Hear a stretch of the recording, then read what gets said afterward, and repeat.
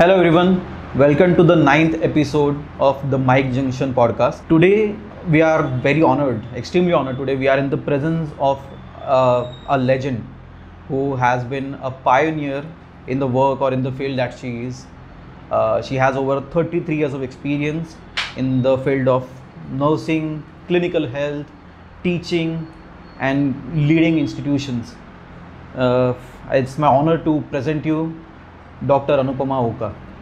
नमस्ते. Hello thank you ma'am. So much sir. तर ma'am तुम्ही थोडं क्विकली जरा तुमच्याबद्दल तुमचा एक्सपिरियन्स तुमची जर्नी कशी स्टार्ट झाली त्याबद्दल प्लीज सांगाल का आम्हा सर्वांना. नक्की नक्की. माझं नाव प्रोफेसर डॉक्टर अनुपमा ओक आहे. हम्म. मी माझी जर्नी 1986ला मी JNMला ॲडमिशन घेतली होती किंवा माझा तेव्हा जन्मही झाला नव्हता.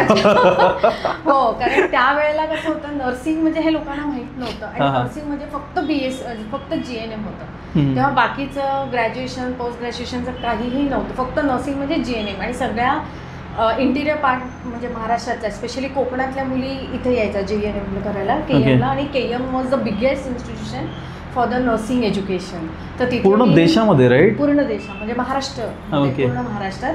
आणि तेव्हा साऊथचे पण यायचे, पण आमच्या वेळेला त्यांनी साऊथच्या लोकांना थोडी एंट्री बंद केली ठाकरे ग्रुपनी. म्हणजे तेव्हा ठाकरे साहेबांनी असं काढलं की फक्त महाराष्ट्रातल्याच मुलींना तिथे नर्सिंग करू द्यायचं. ते आमच्या बॅचपासून सुरू झालं होतं. अच्छा. आणि तेव्हा आमचा कोर्स होता 3 वर्षाचा नव्हता, तो 3 वर्ष 6 महिने असा होता. Midwifery, general nursing plus midwifery होता आणि प्लस 6 मंथ इंटर्नशिप. ओके. मतलब ते पूर्ण 4 वर्षाचा कोर्स व्हायचा. म्हणजे it's like a graduation kind of. It's like MBBS जो हल्ली 5 वर्षांचा काहीतरी असतो आय गेस राईट. तो 4 years we were completely in the KM hospital. त्याच्यानंतर मी जवळजवळ 12 वर्षाचा मला क्लिनिकल एक्सपिरियन्स आहे KMचा. ओके. हो. आणि त्याच्यानंतर मग मी त्याच्यात मी ग्रॅज्युएशन केलं post basic BSc nursing.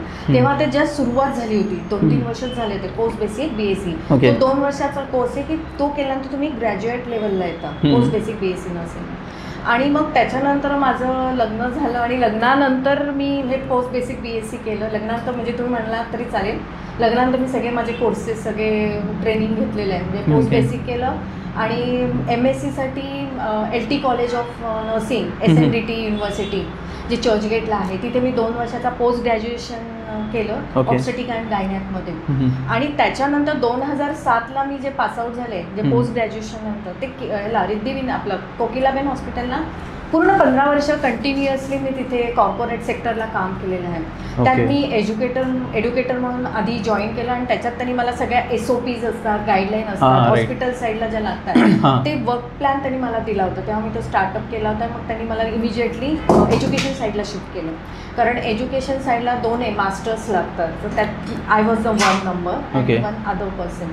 So आम्ही दोघांनी तो startup, it was my first baby I can say, to start the new nursing college. आणि तेव्हापासून जी लिडरशिप क्वालिटी जी मी डेव्हलप झाली and being in the corporate sector, it is a good opportunity for me to go further. अच्छा. Because their planning, their strategies are different than the BMC corporation. So that I have inculcated in myself only automatically within me. म्हणजे आपण म्हणतो ना, स्वतःलाच develop केलं तिथे. Right. So since 15 years I was there and then I have taken over this Riddhivinayak College of Nursing. Since 3 years I'm heading as a principal post. I'm leading as a that post. Principal post, and now this is the 4th year of this is my second baby, I can say. It's like that. So now I'm working there as a principal.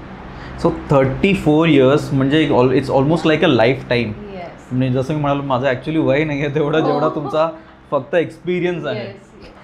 Madam तुम्ही जेव्हा start केलं 80s मध्ये right, 84 as you sed, त्यावेळेला तुम्हाला म्हणजे Y nursing? Because nursing कसं आहे, ते भलेही हेल्थकेअरमध्ये असलं तरी ते तेवढं ग्लॅमरस प्रोफेशन नाही आहे जसं डॉक्टर किंवा PTs असतात, फिजिओथेरपिस्ट वगैरे. Then why nursing? Because your a brilliant person. या exactly. And your a brilliant person. मग नर्सिंगमध्ये का? सर कसं झालं माहिती का, ते जेव्हा लहानपणी म्हणजे in my childhood my mother was very passionate about nursing. Okay. friends, and they were in Gandhi Hospital, KM Hospital. She used to see them, how they are ruling the ward and how they are running the hospital. I mean, how they are taking care of patients, and they were having very good command about how to manage the full continuous 100-bed that floor. I mean, that I can say that ward. In that ward, even though it is 50 bedded, but there will be more patient. You can see on the floor also you can see the patient. बरोबर आहे. Extra patients used to be there, and how they used to manage. And she was very passionate. She said, "You do this BS. I mean, you do this nursing only." And basically, in her intention was the job guarantee. Okay. You will have a job guarantee. You will have a like a corporation. I mean, BMC is a permanent job. So she was behind me. You do, and then even as mother said, I have to follow.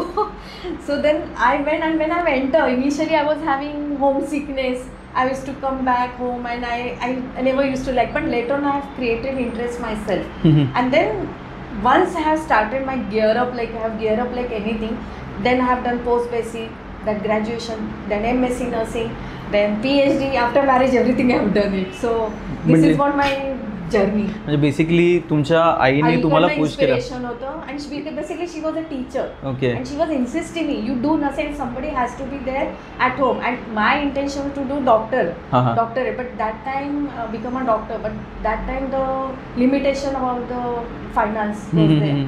And then I thought, let me go into this. Then in future, let me see what I can do.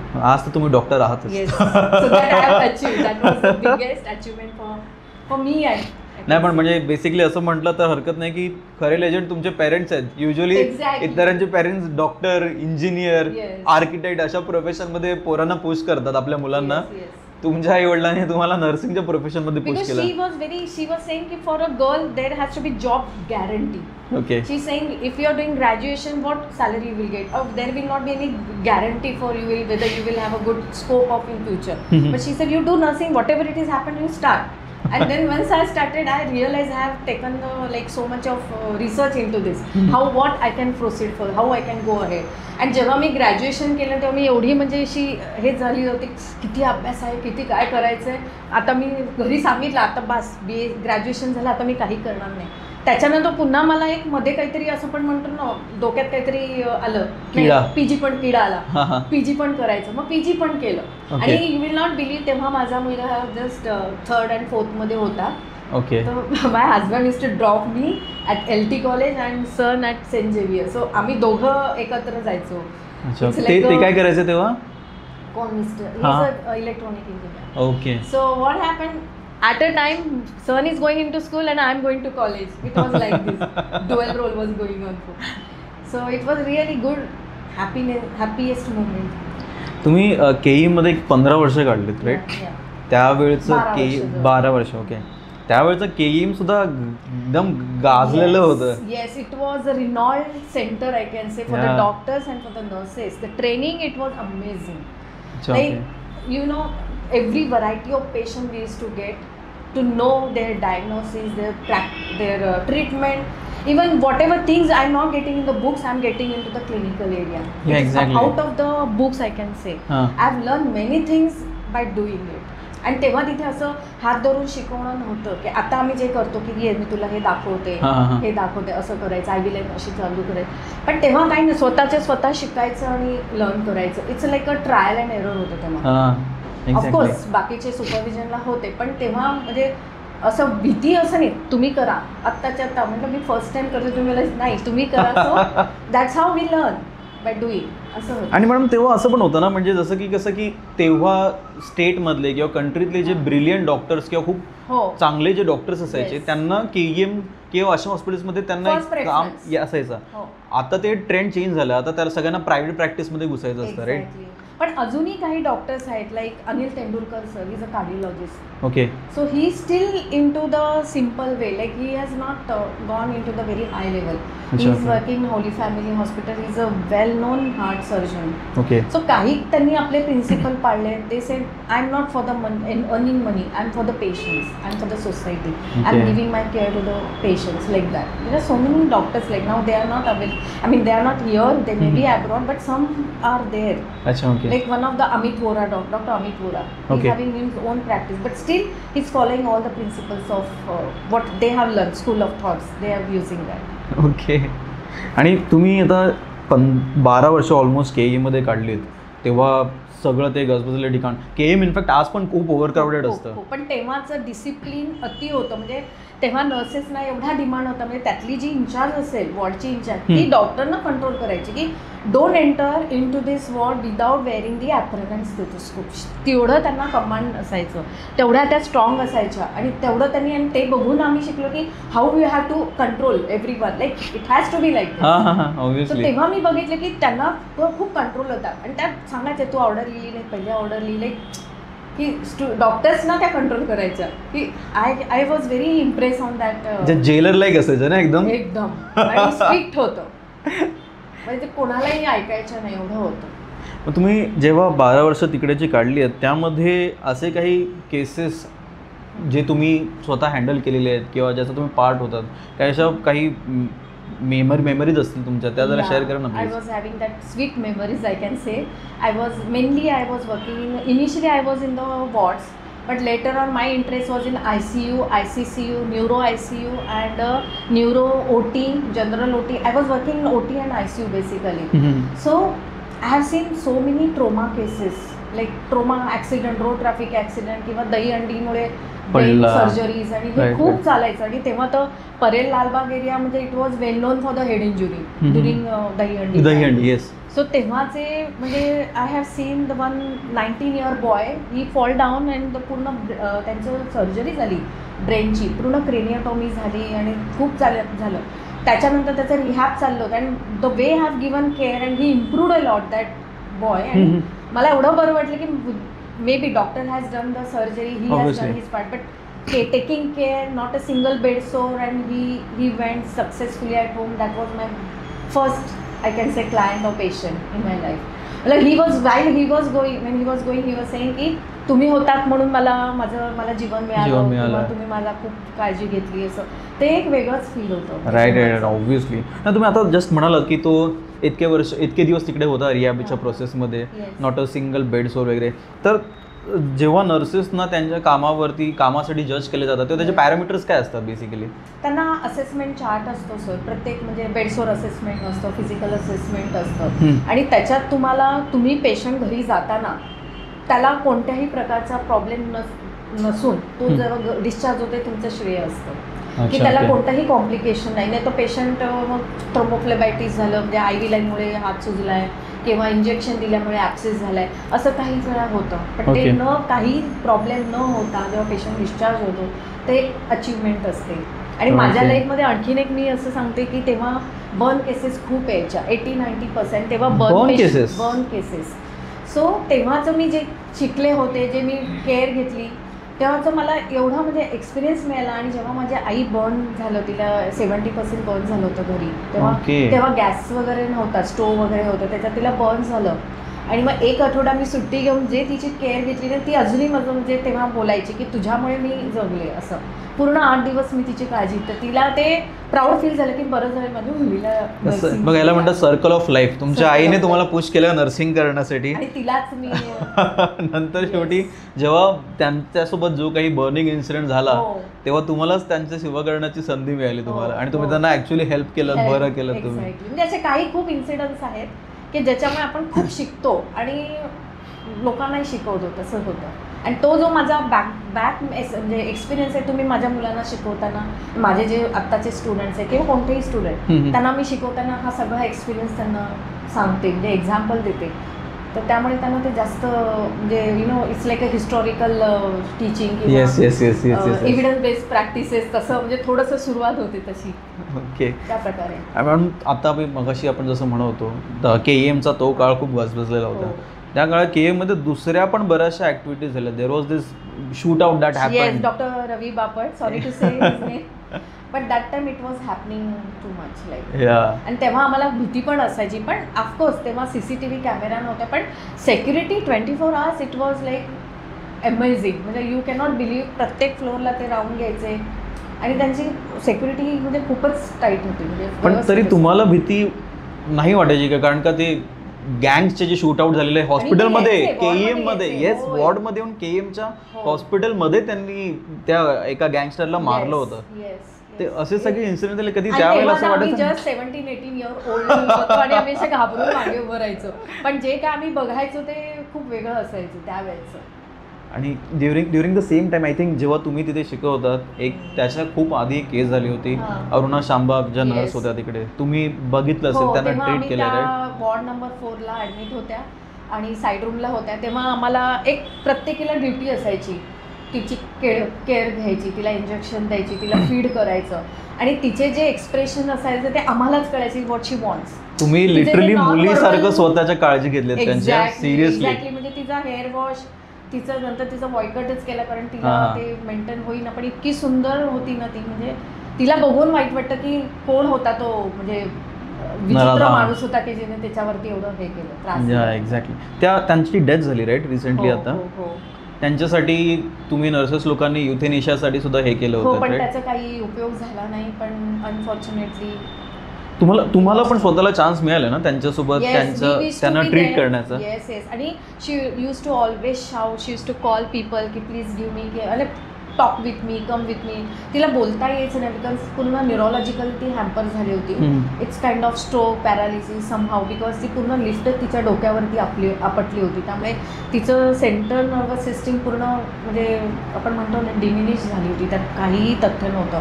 फक्त तिला म्हणजे कोण आलं तेवढंच तिला समजायचं पण नाही. आणि स्पेशली कोणी मेल आतमध्ये आला किंवा वॉर्ड बॉय डॉक्टर, ती कोणालाही एंट्री करायची, ओरडायची. म्हणजे फक्त फिमेल्सनाच एंट्री, बाकी कोणालाही ती द्यायची नाही. म्हणजे ती कोणी मेल जरी म्हणजे कोणी आलं तरी ती ओरडाय, डॉक्टर आले तिला ओरडायची. त्यामुळे कोणीही डॉक्टर तिथे जायचे नाही. लेडीज डॉक्टर यायच्या, चेक करून जायच्या. मला अजून आठवतं, मी परत ते सुद्धा वाचलं होतं की मॅनेजमेंटने तो बेड खाली करण्यासाठी सुद्धा तेव्हा सुद्धा तुम्ही नर्सेस लोकांनी त्याला खूप अपोज केला होता. हो, सगळ्यांनी ऑर्गनायझेशन होती आमची नर्सेसची तेव्हा, त्या काळची तीच कंटिन्यू होती. त्यांनी अपोज केला की जी जोपर्यंत आहे तिची आम्ही काळजी घेऊ, तुम्ही त्याची हे करू नका, तिचे ते रूम तशीच ठेवा, लॉक ठेवा. पण कालांतराने तिला जावं लागलं. नाही, but seriously this is truly amazing. त्यात तुमचा काहीच स्वतःचा फायदा नव्हता, उलटा ॲडिशनल वर्क होतं. आणि सगळ्या नर्सेस या प्रोफेशनच्या सगळ्या लोकांनी तिला जी केअर दिली ना, म्हणजे तिचे बर्थडे सेलिब्रेट करणं, तिची काळजी घेणं, तिचं प्रत्येक गोष्टीत तिची म्हणजे प्रत्येक शिफ्टमध्ये जी कोणी यायची स्पेशली स्टुडंटकडनं ते करून घ्यायचे असं. म्हणजे आणि स्टुडंटना पण आवडायचं तिच्यावर राहायचं, आणि ती फक्त हातवारी करायची, बाकी तिला काही कळायचं नाही. ती पूर्ण म्हणजे बेडरिडनच होती. आणि कोणी राऊंडमध्ये असं बाहेर जरी तिनं बघितलं कोणी जाता होता ती ओरडायची. जेंट्स म्हणजे मेलला ती टॉलरेटच करायची नाही. मग तो पडदा लावला होता, तिला ते सहन व्हायचं नाही. म्हणजे ते लगेच तिला तो इन्सिडन्स आठवायचा. म्हणजे कधी कधी असं वाटतं वुमन सेफ्टी किती आहे, होती तेव्हा. म्हणजे एवढं सगळं सेक्युरिटी असून सुद्धा तिच्यावरती तिची व्यथा म्हणजे हॉस्पिटलमध्येच झालं होतं ना. आणि ते हो बापरे, असं कसं, म्हणजे इट्स रिअली अनबिलिव्हेबल ना. एखादी गोष्ट गजबजलेल्या हॉस्पिटलमध्ये होणं, ते पण KEM सारख्या हॉस्पिटलमध्ये. आणि ते कसं झालं ते कोणाला एवढं कळलं, कारण KEM इतकं मोठं आहे, 1000 बेडेड प्लस हॉस्पिटल येते, कुठे काय कसं करणार. आणि रात्रीच्या वेळी झालं होतं. हो, ते रात्रीच्या नाईट, येस नाईट शिफ्टच्या वेळी झालं होतं. आणि आम्हाला ऐकून तर ते अक्षरशः आम्हाला ते काटा आला की काय झालं तिच्या बाबतीत. मॅडम, मी वाचत होतो की तुम्ही तुमचं जे स्पेशलायझेशन केलेलं आहे ते गायनॅकमध्ये केलेलं आहे, राईट? कुठले फील्ड आहे तुमचे स्पेशलायझेशनचे? गायनॅक आणि माझं ऑब्स्टेटिक अँड गायनॅक. बेसिकली मला मेडसर्च खूप आवडायचं, मेडिकल अँड सर्जिकल नर्सिंग. पण तेव्हा SNDT त्यांनी सांगितलं की सगळेच मेडिकल सर्जिकल ही स्पेशालिटी घेतात, तू वेगळं काहीतरी कर. आणि मला मेडिकल सर्जिकलचाच एक्सपिरियन्स होता ICUमध्ये आणि OTमध्ये. Basically I am very interested for the ICU and OT. पण तेव्हा त्यांनी मला नाही, OBGमध्ये कोण जात नाही, मग तूच कर OBG, हा पण एक एक्सपिरियन्स घे. म्हणजे ठीक आहे. मग म्हणजे तेव्हा मला त्यांनी जबरदस्ती ती स्पेशालिटी दिली. But still now I like now OBG also. कसं डिफरंट असतं ते, कसं वेगळं असतं बाकीच्या फील्डपेक्षा? काय वेगळं असतं ह्यामध्ये obstetric gynaec? It is basically maternal and child care येतं. म्हणजे तुम्ही are taking care of mother during antenatal period, intranatal period, postnatal period. परत प्री मॅरेज काउन्सिलिंग हा एक न्यू कन्सेप्ट आलेला आहे. म्हणजे न्यू म्हणजे आहे बऱ्याचपासून, कॅथलिक ह्याच्यामध्ये सिस्टीममध्ये आहे की तुम्ही काउन्सिलिंग करायचं हजबंड अँड वाईफचं, मग मॅरेज करायचं. नर्सेस काउन्सिलिंग करतात? ब्लड चेकअप, हां म्हणजे तेव्हा फादर वगैरे करतात चर्चमध्ये, पण आता ही नवीन कन्सेप्टच आहे की म्हणजे काही जण फॉलो करतात, काही नाही, की बिफोर मॅरेज हजबंड अँड वाईफचं ब्लड चेकिंग करायचं, त्यांचे ब्लड ग्रुप बघायचे, त्यांचं काउन्सिलिंग करायचं, आणि if they are agree then they can go for marriage. Okay. कारण कधी कधी काय होतं, मेलला किंवा फिमेलला HIV असू शकतो, कोणत्या ना कोणत्या इन्फेक्शन असू शकतं, किंवा ब्लड ग्रुप क्रॉस मॅच असं कोणाचं RH निगेटिव्ह, मग त्या वेळेला ते can take immediate action. RH negative blood पण थोडंसं डेंजरस असतं ड्युरिंग प्रेग्नन्सी. ते मग त्यामुळे ते सगळं काउन्सिलिंग करून ते म्हणजे कॅथलिक ह्याच्यामध्ये म्हणजे रिलिजनमध्ये खूप बघितलं जातं.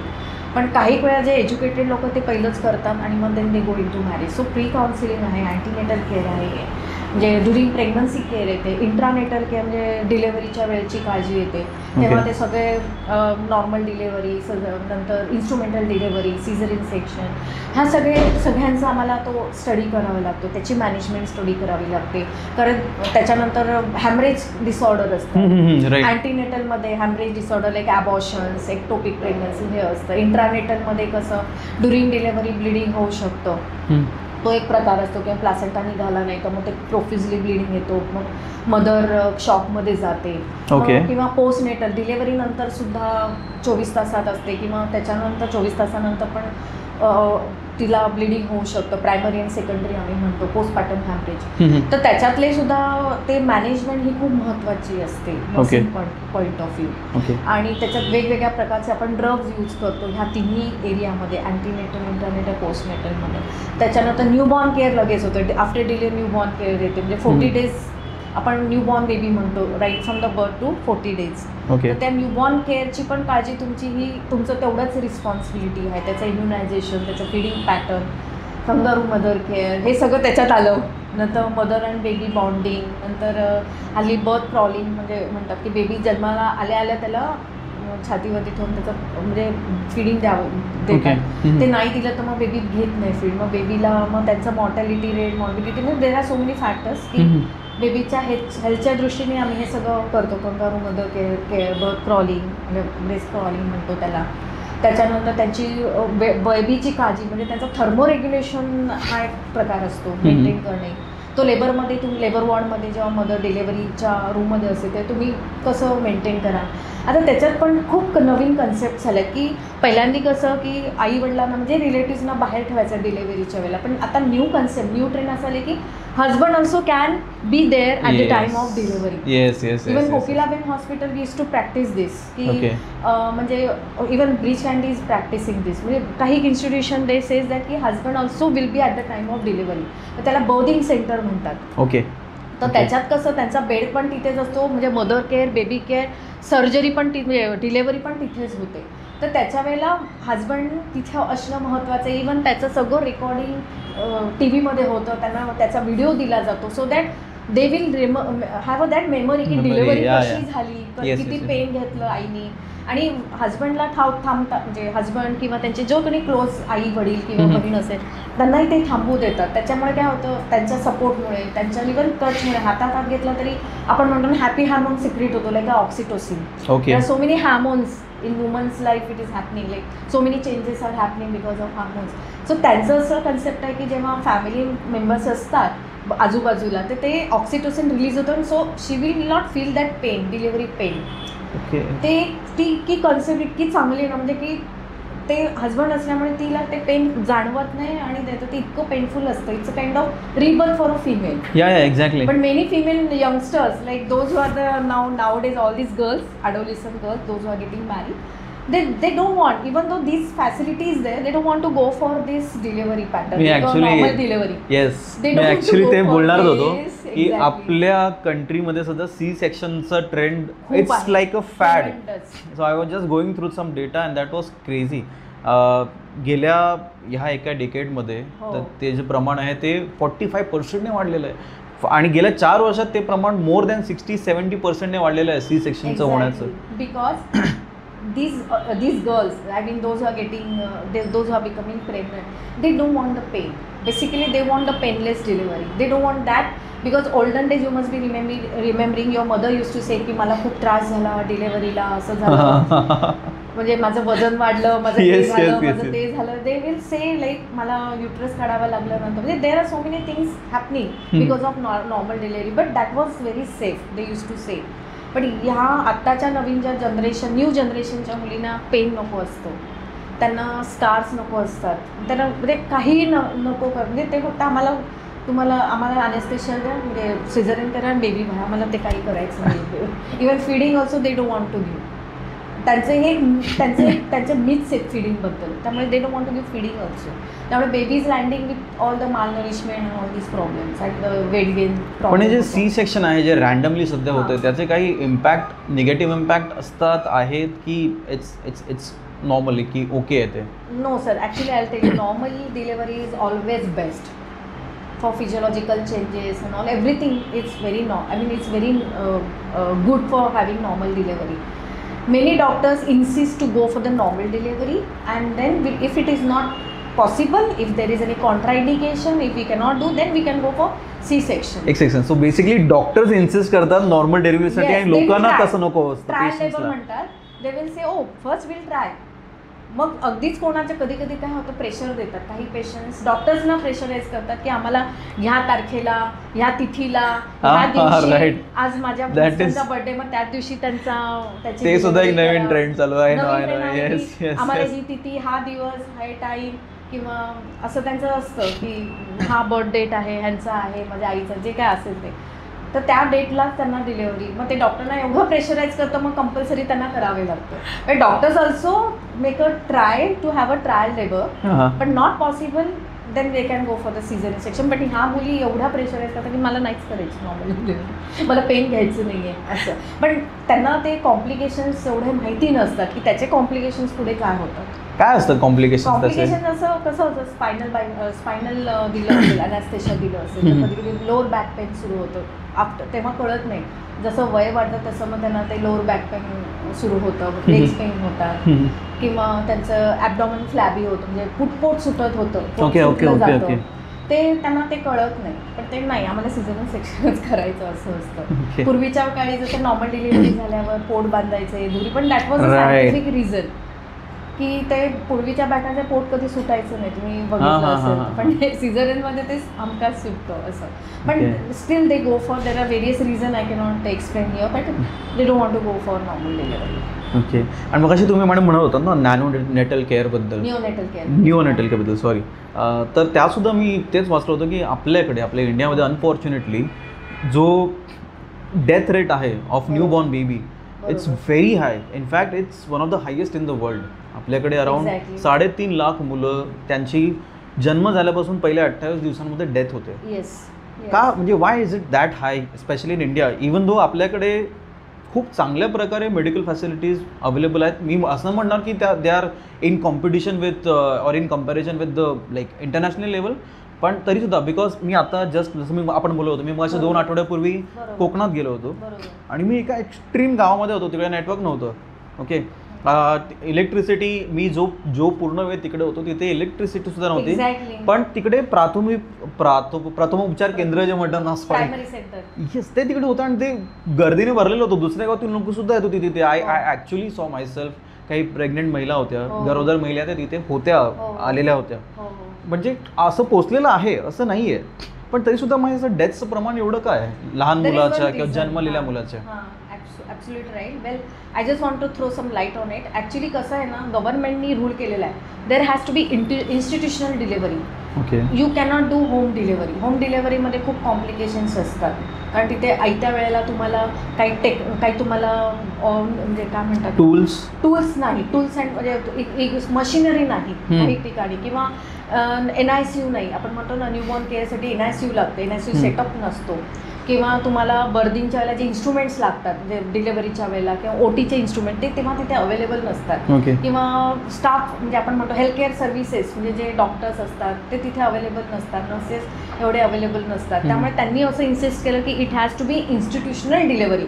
जे कोणी असेल त्यांनी आधीच तिथे, जेव्हा त्यांचे दिवस जवळ म्हणजे भरत येतात, तेव्हा त्यांनी हॉस्पिटलमध्ये आधीच ॲडमिशन घ्यायची. Institution delivery, no home delivery, ही एक म्हणजे त्यांनी क्रॉस केलेली होम डिलिव्हरीसाठी. तर आता प्रॉब्लेम कसा आहे ना, की हे एवढं आपण करतो, पण देर इज स्टील प्रॉब्लेम कसा आहे की ट्रान्सपोर्टेशन इज द प्रॉब्लेम. आता तुम्ही प्रायमरी हेल्थ सेंटरमधनं तुम्ही टर्शरी केअरला येणार, मग काही प्रॉब्लेम आला तर मग मोठमोठ्या हॉस्पिटलमध्ये जाणार, प्रायव्हेट हॉस्पिटल, मग मोठ्या हॉस्पिटलमध्ये. हे जे सर्कल ह्याच्यामध्ये जर ट्रान्सपोर्टेशन हा प्रॉब्लेम असतो तो खूप असतो. आता तुम्ही कोकणातलं म्हणालात असेल तर कोकणात ट्रान्सपोर्टेशन तुम्ही म्हणाला तर रिक्षासुद्धा ऐन वेळेला तुम्हाला मिळणार नाही. ते म्हणतील नाही पाऊस पडतोय, इथे रस्ता खराब आहे, तिकडे पूर आला आहे, आम्ही नाही जाऊ शकत. मग अशा वेळेला म्हणजे डिझास्टरच्या वेळेला पण हे प्रॉब्लेम येऊ शकतात की एखादी गरोदर स्त्री असेल ती हॉस्पिटलमध्ये पोहोचूच शकत नाही. बरोबर. मग त्यावेळी मग कंपल्सरी होम डिलेव्हरी करावी लागते आणि ते जी होम डिलेव्हरी करणारी जी कोण दाई असेल किंवा जी नॉन ट्रेन नर्स असेल, त्याच्यात पण नर्सेसमध्ये पण कॅडर असतात वेगवेगळ्या, ती ज्यांना ट्रेनिंग नाही आणि त्यांनी ती डिलेव्हरी केली आणि त्याच्यात डिलेव्हरी करताना काही प्रॉब्लेम आला तर we cannot survive the baby असं होतं. बेबीची डेथ होऊ शकते. म्हणजे एक तर म्हणजे ट्रेन पर्सनल नसेल आजूबाजूला किंवा ट्रान्सपोर्टेशन नसेल, ॲम्ब्युलन्स नसेल. काही वेळेला आता आपण म्हणतो ना प्रत्येक गावात ॲम्ब्युलन्स असावी, ट्रान्सपोर्टेशन असावं, इमर्जन्सी काही तुमची फॅसिलिटी तिथे असावी, पण काही अजूनही तिथे नाही आहे. आता मी इन्स्पेक्शनला कधी कधी जाते ना, म्हणजे गव्हर्नमेंटच्या म्हणजे काही कॉलेज हॉस्पिटल्समध्ये किंवा तर ॲम्ब्युलन्स एकच असते किंवा मग असले ते ड्रायव्हर अवेलेबल नसतो किंवा इलेक्ट्रिसिटीचा प्रॉब्लेम जसं तुम्ही म्हणाला तसं इंटिरियर पार्टमधनं पेरिफरल रिजनमधनं मेन सेंटरला आहे ना, टर्शरी केअरला आहे ना पण खूप प्रॉब्लेम असतो. ते पोचूच शकत नाही. मग त्यामुळे तो एक प्रॉब्लेम येतो. आणि दुसरा प्रॉब्लेम म्हणजे ट्रेनिंग आपण किती पण म्हणतो की ट्रेनिंग द्यायचं नर्सेसना, पण ते तेवढं त्या लेवलला ग्रासरूट लेवलला एवढं पोचत नाही आहे. जेवढं म्हणावं तेवढं होत नाही आहे. म्हणजे केलं जातं पिरियडिकली, पण आमचं आता काउन्सिल आहे ते म्हणतात तुम्ही ट्रेनिंग CPD आहे त्यांचं ट्रेनिंग होतात तेवढे तुम्ही सगळे सेशन्स अटेंड करायचं, पण जेवढं करायला हवं तेवढं अजून ॲडिक्वेट नाही आहे त्या बाबतीत. ट्रेनिंग, कॉन्स्टंट ट्रेनिंग आपण म्हणतो, स्टाफ डेव्हलपमेंट किंवा इन सर्व्हिस एज्युकेशन, ते अजून तेवढं ॲक्टिव्ह नाही आहे. काही ठिकाणी आहे, काही ठिकाणी नाही. स्पेशली म्हणजे इंटिरियर पार्टला इग्नोर केलं जातं. आणि स्पेशली आणि आणखीन एक सांगायचं की खूप डॉक्टर्स पासआउट होतात म्हणजे गव्हर्नमेंट हॉस्पिटलमधनं किंवा BMC हॉस्पिटलमधनं, and many doctors don't want to go to interior part. सगळ्यांना अर्बन एरियातच रुरलमध्ये म्हणजे आपण म्हणतो ना सेंट्रलाइज होतात फक्त अर्बन एरियात. कारण एक तर त्यांना म्हणजे ॲक्सेस सगळीकडे असतो, त्यांचं म्हणजे राहायची फॅसिलिटी किंवा त्यांच्या बाकीच्या ज्या रिक्वायरमेंट त्या पुऱ्या होतात. बरोबर आहे, राईट, बरोबर आहे. No one want to go to the grassroot level किंवा विलेजमध्ये. त्यामुळे तिथे खूप स्केरिसिटी डॉक्टरांची, नर्सेसची तिथे. त्यामुळे आता गव्हर्नमेंटनी कंपल्सरी केलंय all interns specially for doctors, त्यांनी इंटिरियर पार्टला जाऊन सर्व्हिस द्यायची 2 वर्ष 3 वर्ष आता कंपल्सरी केली. पण नर्सेसचं काय, पण आता आम्ही कसं कॉलेजेसमध्ये आम्ही त्यांना अर्बन रुरल एरियाचं पोस्टिंग देतो तेव्हा त्या काही काळापुरतं असतात त्या, पण तेवढ्याच मग परत त्या येतात because they are the training असं. पण त्यांना जाऊन म्हणजे रिएन्फोर्समेंट करणं सारखं ट्रेनिंग देऊन तरच ते आपण ते तुम्ही जे म्हणाला निओनेटल डेथ जे आहे ते आपण कमी करू शकतो. कारण ट्रेनिंगशिवाय दुसरं काही पर्याय नाही. आणि अवेलेबिलिटी ऑफ ऑल रिसोर्सेस, म्हणजे तुम्ही आता सगळं टाईम, मनी जे काय आपण मटेरियल म्हणतो तिथे तेवढं जेवढं फोकस व्हायला हवं तेवढं त्यांना नाही आहे ट्रीटमेंट्स. ते आता रिसोर्सेस म्हणाला तुम्ही, सर्वात महत्त्वाचं म्हणजे स्टाफिंग इश्यू. नर्सेसची संख्या तर खूपच कमी आहे आपल्याकडे. म्हणजे इवन KEM सारखं प्रतिष्ठित हॉस्पिटल जरी घेतलं जे बिग हॉस्पिटल, म्हणजे ते त्याचा सुद्धा एक डेटा अवेलेबल आहे. सो WHO वर्ल्ड हे ऑर्गनायझेशन जे आहे त्यांचे प्रत्येक स्टँडर्ड असतात प्रत्येक कंट्रीसाठी. तर as per for us India किंवा भारतासाठी त्यांच्या हिशोबाने आपल्याकडे 4.5 करोड ते 5.5 करोड नर्सेसची गरज असली आपल्या देशाला आहे. ओके, आपलं जे हॉस्पिटल इंडस्ट्री आहे किंवा हेल्थ केअर सेटअप जे आहे त्याला demand is increasing but supply is less. आणि आपल्याकडे एक्झॅक्टली आपल्याकडे 3.5 करोड नर्सेस, रजिस्टर्ड नर्सेस आहेत सध्या इंडियामध्ये. तो ऑलमोस्ट 1.5 करोडचा गॅप आहे. तर तुम्ही लोक त्याबद्दल कधी काय म्हणजे ऑब्व्हियसली तो इश्यू रेज करणं मॅनेजमेंटकडे किंवा गव्हर्नमेंटकडे असं काही होत नाही का, किंवा एकदम पिरियडिकली कंटिन्युअसली ते करत राहणं? हो सर, हा जो शॉर्टेजचा जो इश्यू आहे तो पहिल्यापासून आहे. म्हणजे राईट फ्रॉम 86 तुमच्या 1986 पासून आहे. तेव्हा तर क्रेजच होतं की मोस्टली साऊथ इंडियन मुली म्हणजे GNM झालं की लगेच बाहेर गावी जायच्या. म्हणजे 10-15 वर्ष तर यायच्याच नाही. आपण तेव्हाच मग ते सुद्धा आपण बिगेस्ट एक्सपोर्टर आहोत नर्सेसचे in the world, in the entire world. Highest number of nurses go to other countries, internationally travel करून तिकडे सेटल होणं प्रिफर करतात rather than stay here in India. हो, पण त्यांना तेव्हा क्रेज होतं आणि तेव्हा म्हणजे कसं एवढे पॉप्युलेशन नव्हतं. आताचं पॉप्युलेशन कम्पेअर केलं तर ड्रास्टिक चेंज तुम्ही बघाल आता. तर तेव्हा ज्या त्या बाहेर जायच्या तेव्हाच त्या म्हणजे शिवसेना म्हणजे ठाकरे साहेबांनी तेव्हाच काढलं की बाहेरच्या म्हणजे ज्या OMS कॅन्डिडेट म्हणजे out of Maharashtra state, specially Kerala, ह्या मुलींना इथे एंट्री द्यायची नाही. फक्त महाराष्ट्रीयन मुलींनाच एंट्री द्यायची, कारण त्या निघून जायच्या. पण आता महाराष्ट्रातल्या मुली पण आणखीन त्या फॉरवर्ड झाल्यात. त्या म्हणतात आम्हीच काम मागे राहायचं, आम्ही पण जाणं फॉरेनला. म्हणजे they are also inspiring by them ki we will also go to foreign countries and will serve their society, not our society. त्यामुळे आपल्याला म्हणजे बेसिकली आम्ही आता आमच्या ज्या स्टुडंटला त्यांच्यात इन्कल्केट करतो हॅबिट, लाईक त्यांच्यामध्ये आम्ही घालतो नाही तुम्हाला इथे कंपल्सरी 2 वर्ष सर्व्हिस द्यायचीच आहे, तुम्हाला hands on services, hands on तुम्हाला प्रॅक्टिस यायलाच हवी, then that is later on your decision. You have to serve your hospital, you have to serve your society at least 2 years, then you decide what you want to do. ते आम्ही compulsory असं प्रत्येक इन्स्टिट्यूशननी त्यांना सांगितलं compulsory तुम्ही थांबा, जाऊ नका, आधी शिका इथे. And why we have to serve other people when we are having such a population, why our talent should go over there. Brain drain होतो आपण म्हणतो ना, brain right exactly going over there. Why we are serving there. We are also developing country coming under the developing country, not develop but still. आता कसं आहे म्हणजे आता अजूनही भरती किंवा अजूनही नर्सेस होण्यासाठी मुली किंवा मुलं येत आहेत का? हो, खूप डिमांड आहे, कारण त्यांच्या मनात की अगेन 100% जॉब अपॉर्च्युनिटी.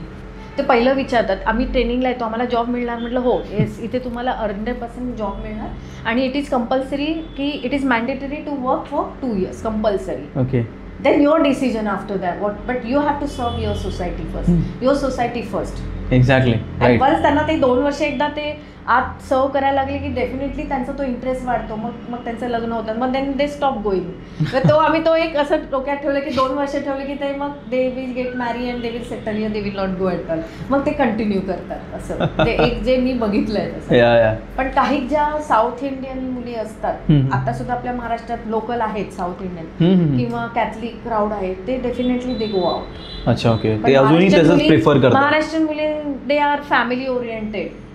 आता मी असं नाही सांगत they are not family oriented, but they are really family oriented and they really set back. त्यामुळे तसं आपल्याला आत्ता नाही, पण तरी पण त्यांना मग बाकीचे गेल्यानंतर पुन्हा मग त्यांना काहीतरी डोक्यात येतं आणि मग पुन्हा मग दे ऑल्सो स्टार्ट गोईंग. कारण खूप डिमांड आहे, जर्मनी डिमांड आहे, US UK मध्ये आहे, इव्हन ते UAE सौदी वगैरे त्या साईडला सुद्धा. येस, मिडल ईस्ट एरियामध्ये आहे, पण आता जर्मनीत खूपच डिमांड आहे. अच्छा, जर्मनीमध्ये स्टार्टिंग फ्रॉम 3.5 to 4 lakhs. पण खूप अनयुज्युअल आहे ते जर्मनीमध्ये अशी डिमांड. त्यांना आता कसं आहे, त्यांनी त्याचं लँग्वेज शिकलं पाहिजे. B1 B2 A1 त्यांच्या ते एक्झाम असतात त्या करायच्या आणि मगच जायचं. मग त्यांना मी असं सांगते 2 वर्ष ते काम करा, मग जर्मन शिका, मग जा. म्हणजे तोपर्यंत 4-5 वर्ष they at least they will be settle over here, they will be in this society, within this society and let them go. Right. Madam आपण थोडंसं आता मूव्ह करूया, म्हणजे आपण तुमच्या नर्सिंग एक्सपिरियन्सबद्दल बोलतोय मगापासून.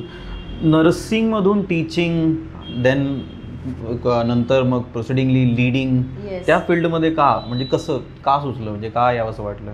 सर म्हणजे मी पॅशनेटच, म्हणजे पहिल्यापासून मी नर्सिंगसाठी पॅशनेटच होते, पण तेव्हा मला असं सारखं वाटायचं आपण काहीतरी करावं. की जसं मी तुम्हाला मगाशी म्हटलं की मी ग्रॅज्युएशन केलं, म्हटलं आता बास झालं, तर ग्रॅज्युएशन नको, बास झालं.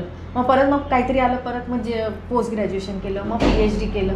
मग आता मी एवढे वर्ष क्लिनिकल केलं, तर let me go into the education side. अशाने मग मी एज्युकेशन साईडला आले आणि I want to bring out some change, की त्यांच्यामध्ये की आता आपण क्रिएटर्स आहोत, like we are the innovators, creators, तर की अशा ह्यांना घडवायचं आहे की जे रिअली आपल्या सोसायटीसाठी काम करतील आणि आपल्याला त्याचा फायदा होणार आहे. की इथूनच जे रूट कॉज आहे तिथेच आपण जर का त्यांना ट्रेन केलं, so they will be the best citizen of best nurses in this India, असं माझं डोक्यात होतं. त्यामुळे मी आय थॉट की go into the education side. And basically after my PhD I'm in the research, so I used to motivate my all the faculty do small research in the clinical area. Small research on patient safety आहे, you do something on that. किंवा various cases येतात, take one of the case and why it is happening so. नाही बरोबर आहे, research वगैरे is a good thing, पण madam इतका research कोण करतं? मॅडमचे 150 पेपर्स पब्लिश्ड आहेत, जे बेसिकली त्यांनी गेल्या 12 ते 14 वर्षांमध्ये पब्लिश केलेले आहेत. आय मीन आय नो, जसं मी कशा तुम्हाला I have a friend, she is been doing her PhD. ती तिचं PhD करते, ती जर्मनीमध्येच आहे. Very good. ती 7 वर्षात तिने फक्त 4 पेपर्स ती पब्लिश करू शकली आहे. तिचं फील्ड वेगळं आहे, ती she is in IT. But still तुम्ही गेल्या 12 ते 14 वर्षात तब्बल 150हून अधिक पेपर्स पब्लिश केलेले आहेत नॅशनल इंटरनॅशनल लेवलवरती. का म्हणजे पहिली गोष्ट एवढं सगळं करण्याची तुम्हाला इन्स्पिरेशन कशी, ते वेळ कसा काढता तुम्ही? बिकॉज यू आर टीचिंग, तुम्हाला तुमच्यावरती खूप teaching itself is a big responsibility. Yes, it's an administrative, academic, and you can see collaboration with all the agencies is big responsibility on me. हां.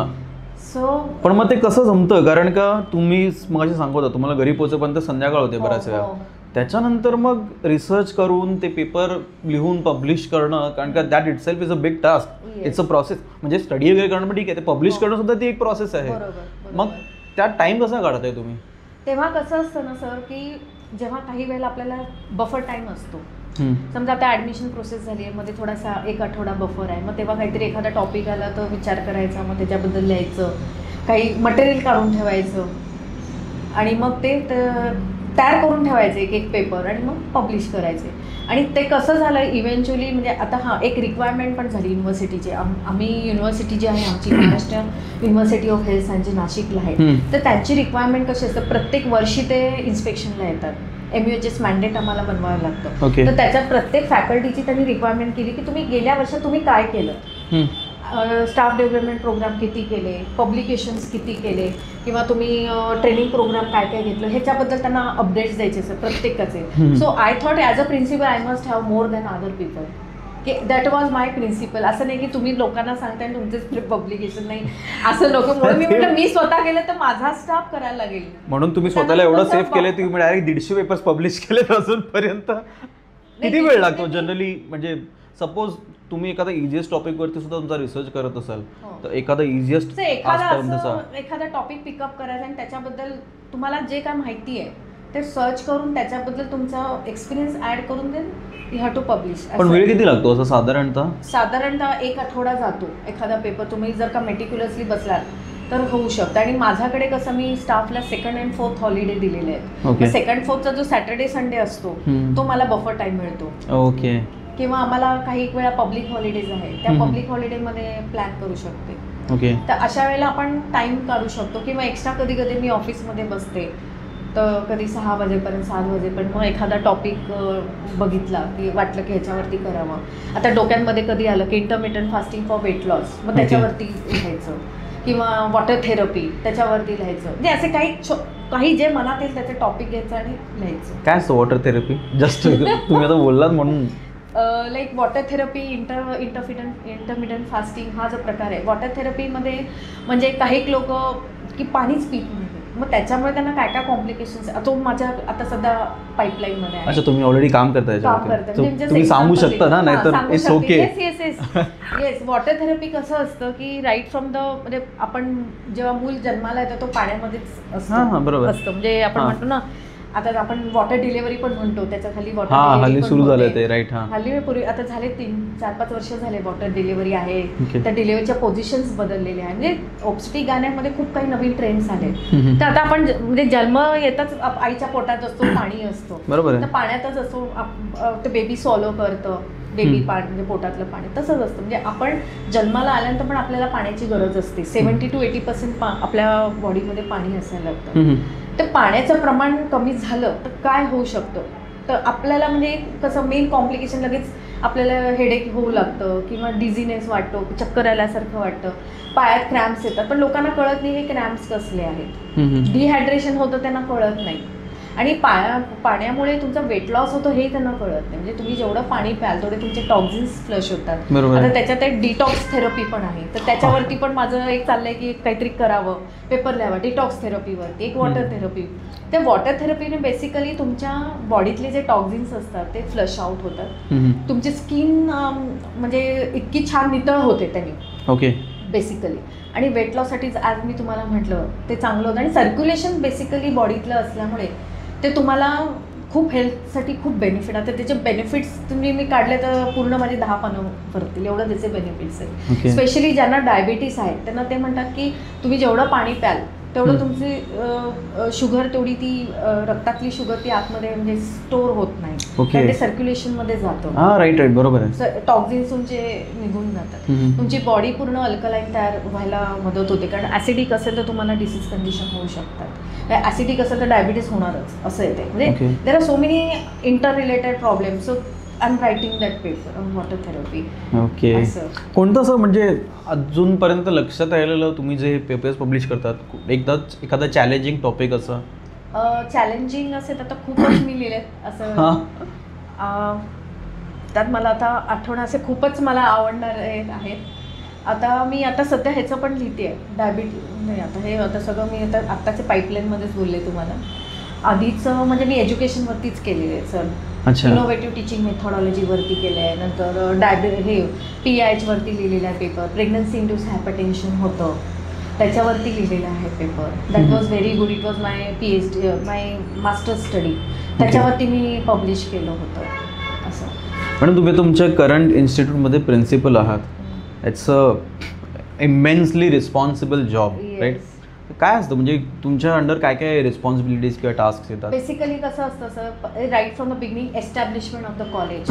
एस्टॅब्लिशमेंट ऑफ द कॉलेजमध्ये त्याच्यात आम्हाला INC म्हणजे आमचं Indian nursing काउन्सिलनी, Maharashtra nursing काउन्सिलनी, आमची university जी आहे Maharashtra university of health sciences, त्यांनी काहीतरी त्यांनी गाईडलाईन्स केलेल्या आहेत. त्या गाईडलाईनप्रमाणे नंतर एक मिनिमम स्टँडर्ड रिक्वायरमेंट म्हणून एक आमचं आहे universities, that is called MSR.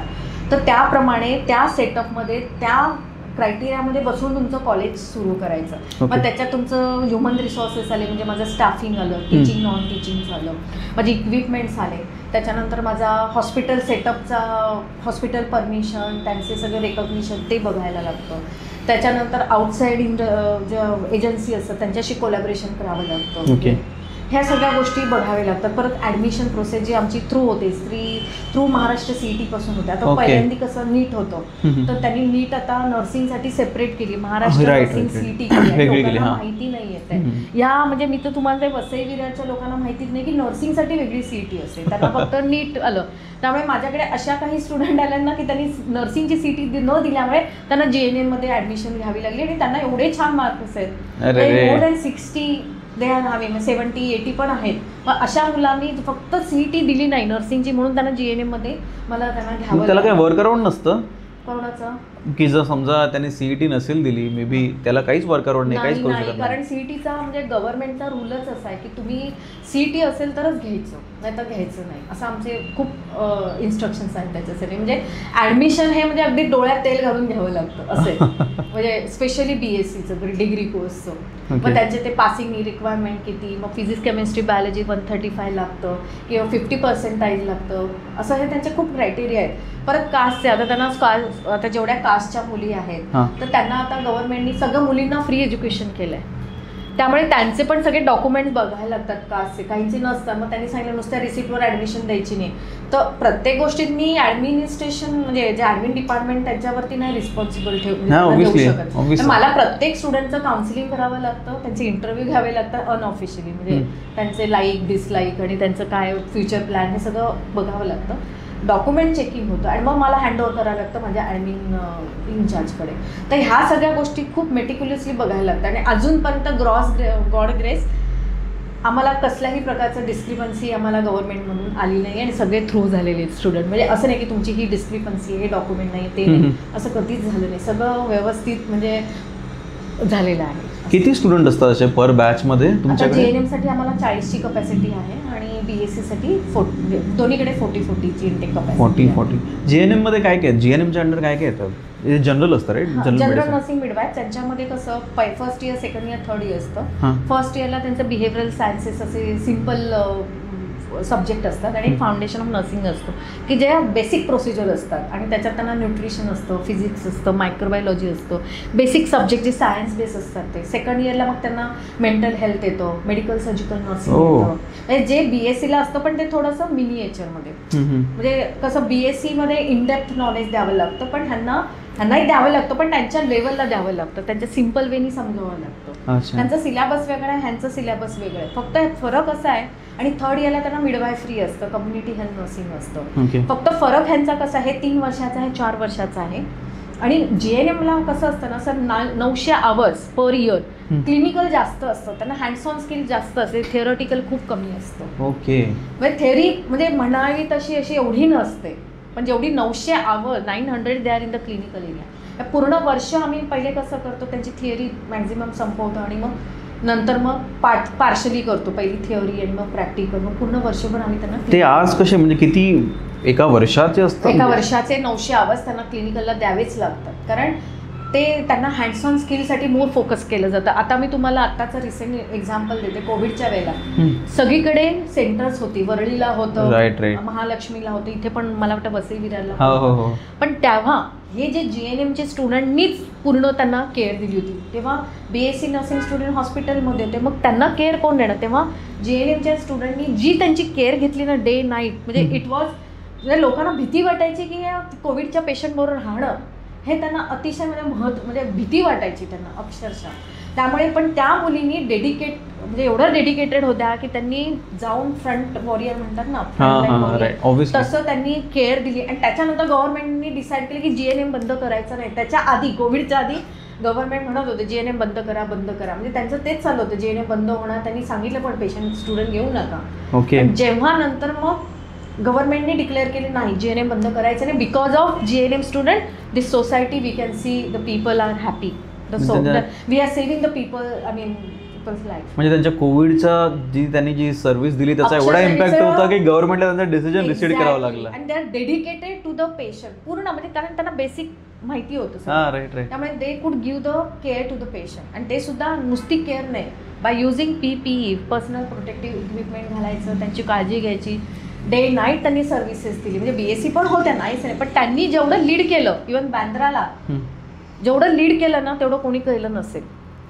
मी तुम्हाला म्हणजे त्यांचा डेटा खूप, म्हणजे त्यांचं कॉन्ट्रीब्युशन खूप आहे, जे आपण आज इथे सगळेजण आहोत त्यांच्यामुळेच आहे. मी ॲक्च्युली, तुम्ही आता डेटा म्हणाल, मी ॲक्च्युली ते सर्च करण्याचा प्रयत्न केला होता की नर्सिंगमध्ये आपण न्यूजमध्ये वगैरे बरंच ऐकतो की डॉक्टर्स इतके डॉक्टर्स मृत्युमुखी पडले होते, त्यांची डेथ झाली होती वगैरे. अनफॉर्च्युनेटली तो डेटा नर्सेसबद्दल अवेलेबल नाही आहे, माहिती आहे का? त्याचं वाईट वाटतं की नर्सेसला कुठेही इम्पॉर्टन्स दिलं नाही. एक्झॅक्टली. आणि अजूनही त्यांचं एक्झिस्टन्स कोणालाही तो पचत पण आहे. आणि सारखं इम्पॉर्टन्स डॉक्टरनी हे केलं, त्या डॉक्टरनी हे वॅक्सिन केलं, ते केलं, ते पण नर्सेसचा कुठेही उल्लेख नाही. पण गव्हर्नमेंटनी डेफिनेटली आय कॅन से गव्हर्नमेंटनी केलं की JNM बंद करू नका, तेवढं त्यांनी म्हटलं की JNM चालू ठेवा. पण कुठेतरी असं वाटतं ना, कॉलेजेस बंद केली JNMची की ते बंद होणार म्हणून. पण आता पुन्हा म्हणजे आमचे जे साहेब आहेत डॉक्टर व्यंकट गोयल सर आणि माधवी मॅडम, म्हणजे त्यांचं एक होतं की JNM जेवढं इक्वली दे बोथ, त्यांच्यासाठी दोन्ही प्रोग्राम खूप महत्त्वाचे आहेत. म्हणजे JNM हे actually front warrior I can से, आणि BSc कसं तुम्हाला NABH हॉस्पिटल हवं असेल किंवा क्वालिटी केअर, म्हणजे तुम्हाला क्वालिटी पेशंट केअर किंवा those who can take the immediate decision action, ते BSc, म्हणजे दोघांचं कॉम्बिनेशन असणं खूप महत्त्वाचं आहे एखाद्या हॉस्पिटलमध्ये. आणि म्हणून त्या विचाराने दोघांनी, आमच्या सरांनी आणि मॅडमनी विचार केला की JNM पण सुरू करायचं, BSc पण सुरू करायचं. दोघांनाही इक्वल त्यांनी हे केलं, वेटेज दिलेलं आहे. आणि sir is very proud of की माझ्या स्टुडंट, म्हणजे माझे जे स्टाफ आहेत, सरांचे स्टाफ, म्हणजे हॉस्पिटलचा स्टाफ, आणि तेव्हा तर आमच्या सरांना तर म्हणजे कोविड वॉरियर म्हणून त्यांना प्राईज पण, अवॉर्ड पण मिळालेलं आहे की he was completely dedicated for the Covid patients, completely. म्हणजे त्यांनी स्वतःलाही बघितलं नाही, स्वतःचं जेवण खाण झोप काही नाही, सो पूर्ण डेडिकेशन होतं सरांचं.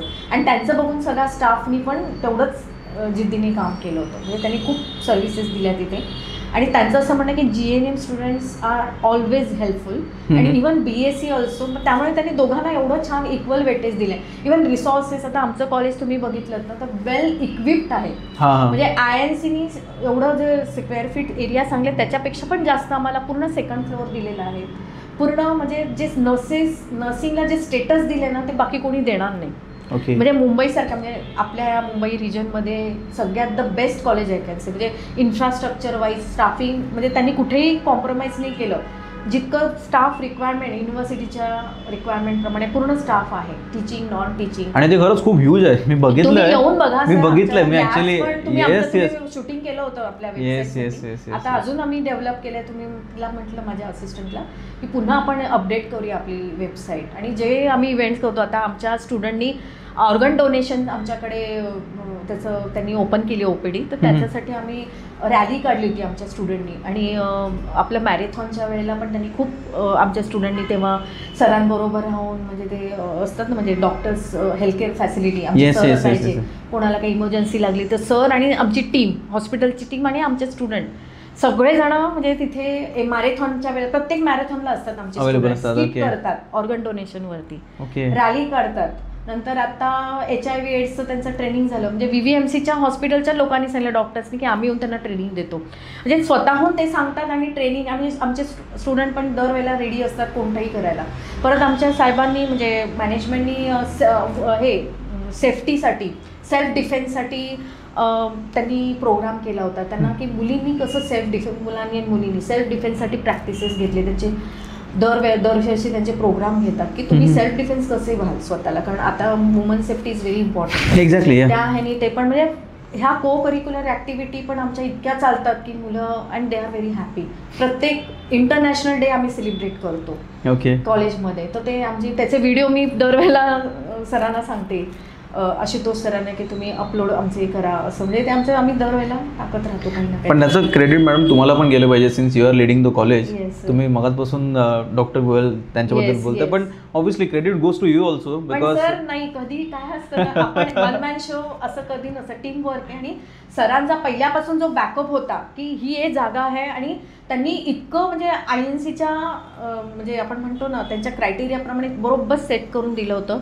इक्विपमेंट त्यांनी पूर्ण, म्हणजे सिम्युलेशन आपण म्हणतो, जे नर्सेसला लॅबमध्ये आम्हाला शिकवायला लागतं, म्हणजे ॲक्च्युली सिम्युलेटरवरती आम्ही शिकवतो आणि मग मुलांना आम्ही पेशंटजवळ जातो, असं डायरेक्टली पाठवत नाही. ते सिम्युलेटर्स आम्हाला एवढे दिलेत की त्याच्यावरती आम्ही स्टुडंटला ट्रेनिंग देतो, आम्ही क्लिनिकलला पाठवतो. आता मी तुम्हाला लिहून देतो, मुंबईसारख्या कॉलेजेसमध्ये जेवढं आमच्याकडे सिम्युलेटर्स आहेत, जेवढे CPRचे डमी आहेत, हे कोणाकडेही नाही आहेत. म्हणजे मी तुम्हाला स्पष्ट सांगते, म्हणजे आमच्या लॅब जेवढ्या डेव्हलप झाल्या तुम्हाला कुठेही मुंबईत मिळणार नाहीत.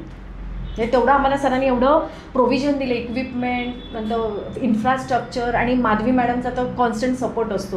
काही सांगितलं की madam always ready, yes we will do. आणि त्यांचं तर ट्रेनिंग प्रोग्राम दर सामान्यानं असतात. वेल नोन डॉक्टर्स असतात, वसईविराचे जेवढे ऑब्स्टेटिक गायनेकोलॉजिस्ट असतात ते आम्हाला स्टुडंटला येऊन टीच, म्हणजे त्यांना डॉक्टर अग्रवाल तुम्हाला ओळखत, माहिती आहे. He's a well-known gynecologist, 80+, but still he takes the interest to teach our students.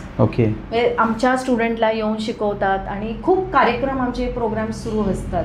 आणि इव्हन आमचे सर पण आमच्या मुलांसाठी, म्हणजे स्टुडंटसाठी CPRचे ट्रेनिंग घेतात, कारण त्यांचं असं म्हणणं आहे जेव्हा तुम्ही मॅरेथॉनच्या वेळेला आमचे स्टुडंट तिथे असतात सरांना असिस्ट करायला किंवा त्यांना हेल्प करायला त्यांच्याबरोबर असतात, तर त्यांचं असं म्हणणं की माझ्या स्टुडंटला पण माहिती पाहिजे की CPR काय आहे. तर त्यांचं ते ट्रेनिंग होतं, आणि मग ते त्यांना तिकडे बरोबर घेऊन जातात की दे will be like a actual force for with the sir. They will be ready. Yes. म्हणजे मला असं वाटतं की हे मुलं जेव्हा आमची पहिली बॅच पास आउट होईल, तर it will be the big asset for our sir. It will be the sir, I feel sir will be very proud of our student when they will work in the clinical area. Obviously ma'am. Madam, अजून एक question मला विचारायचं, आणि I would like your opinion on that. मी ना I have bin fortunate की मी काही out of India travel केलेलं आहे, मी राहिलो आहे काही ठिकाणी. तर मी बघतो की तिथे कसं आहे माहिती आहे का, डॉक्टर हॉस्पिटलमध्ये डॉक्टरला जेवढं प्राधान्य किंवा इम्पॉर्टन्स मिळतं तेवढंच नर्सेसना सुद्धा मिळतं, कधी कधी इनफॅक्ट मोर त्यांचं इम्पॉर्टन्स असतं. अनफॉर्च्युनेटली आपल्याकडे तसं नाही आहे. अजूनही काय सर, आपण किती म्हणतो डेव्हलपिंग, म्हणून मी मगाशी वर्ड वापरले, डेव्हलप नाही, डेव्हलपिंग कंट्री. अजूनही लोकांचे थॉट्स असेच आहेत की नर्स म्हणजे नर्स, ती किती डॉक्टर झाली तरी ते नर्स आहे, असंच होतं. पण ते मला मोडून काढायला, म्हणून मी माझ्या सगळ्या फॅकल्टीजना सांगते की तुम्ही तुमचं पब्लिकेशन करा, स्वतःला प्रूव्ह करा की you are somebody, you are something. त्याच्यामुळे मी त्यांना सांगते तुम्ही काहीतरी ऑर्गनाईज करा, नवीन काहीतरी इनोव्हेशन करा काहीतरी.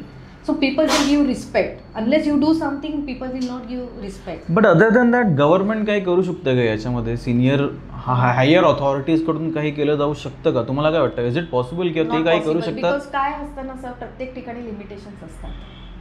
हे गव्हर्नमेंटच्या दृष्टीने मला वाटत नाही त्याला खूप काळ जावा लागेल, पण नक्कीच घेतलं तर प्रायव्हेट हॉस्पिटलला एक आमचे डॉक्टर गोयल सर, त्यांच्याकडून म्हणजे ही is really respecting nursing profession a lot. म्हणजे त्यांचा रिस्पेक्ट खूपच आहे, आणि त्यांच्या एक्सपेक्टेशन पण नर्सेसकडनं खूप आहे की त्यांनी माझ्याबरोबरीने, म्हणजे त्यांनी मी जसं काम करतो त्यांनी तसं काम करायचं. म्हणजे सर इज कम्प्लिटली डेडिकेटेड. त्यांना असं वाटतं माझ्या नर्सेसनी पण तसंच. He is really giving equal importance. What I say, म्हणजे ते असं नाही तू नर्स असेच नेव्हर, ही ऑलवेज से की nurses is a prime person who is next to the patient, की she is going to give care and because of her my patients are going to have a good quality care.